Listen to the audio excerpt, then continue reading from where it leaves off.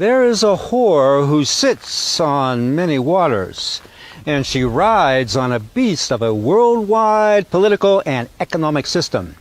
In 30 AD, she rode on 3 cities in 3 continents: Rome in Europe, Alexandria in Africa, and Babylon in Asia.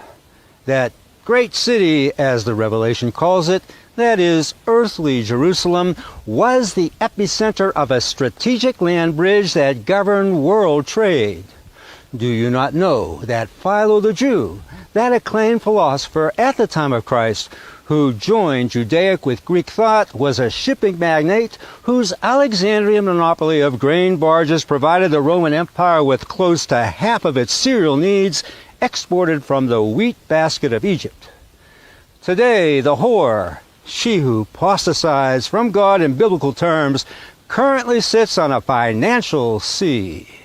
Mystery Babylon is revealed only to eyes that see.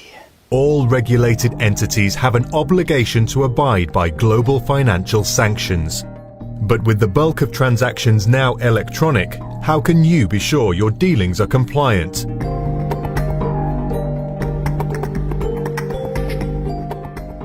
Criminals use multiple aliases. Rogue organizations are skilled at hiding. The political landscape can shift. New sanction programs arise, existing sanctions are lifted. Names are constantly updated. The penalties for breaching financial sanctions can be severe, but there is a solution.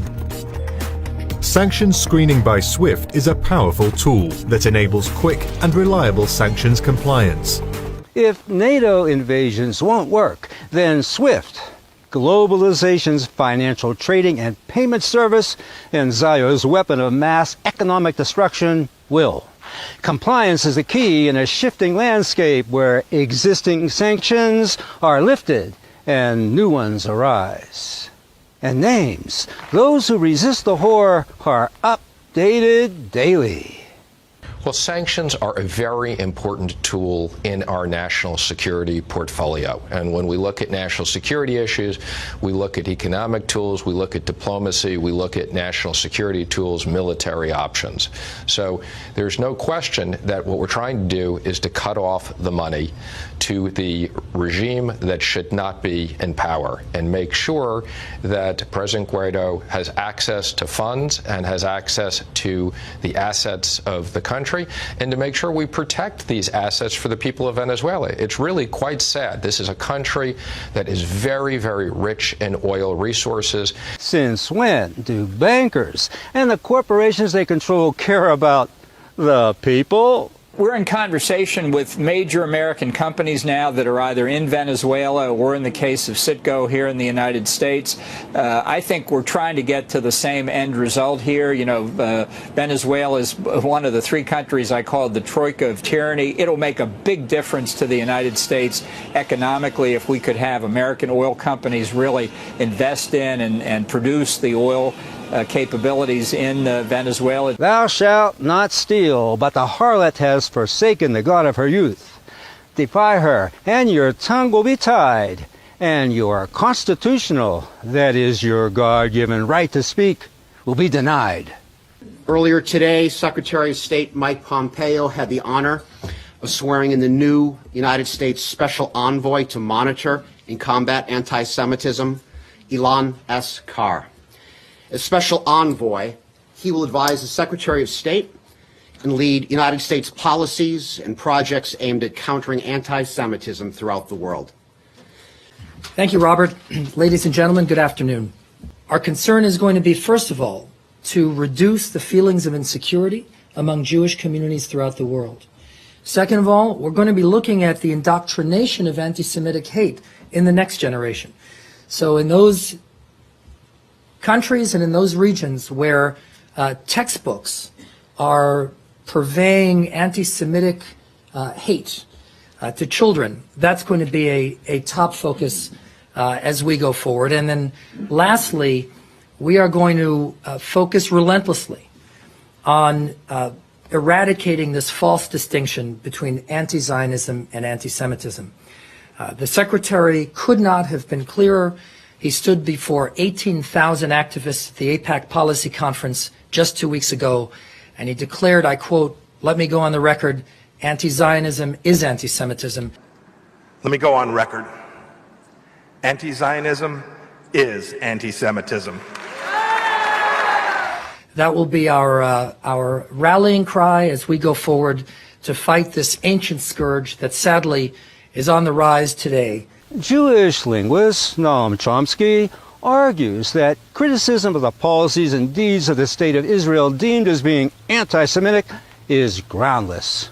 Well, he's right, seeing that any kind of criminal charge of anti-Semitism would not only be a wrecking ball in the First Amendment, but would require subtle points of Talmudic legalese to even begin prosecution.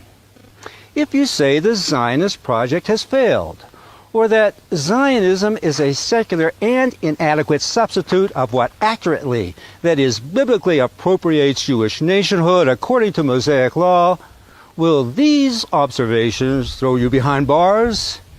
And to even launch such a witch hunt would need to sneakily commence with a kind of creeping criminalization.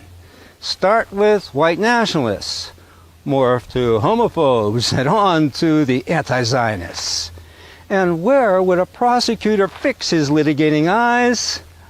That's an easy one. Since our founding in 1913, ADL's mission has been to stop the defamation of the Jewish people and to secure justice and fair treatment for all. ADL is one of the foremost non-governmental authorities on domestic terrorism, extremism, hate groups, and hate crimes. For many decades, we have been tracking white supremacists and other extremists, and we have been developing strategies to address these threats.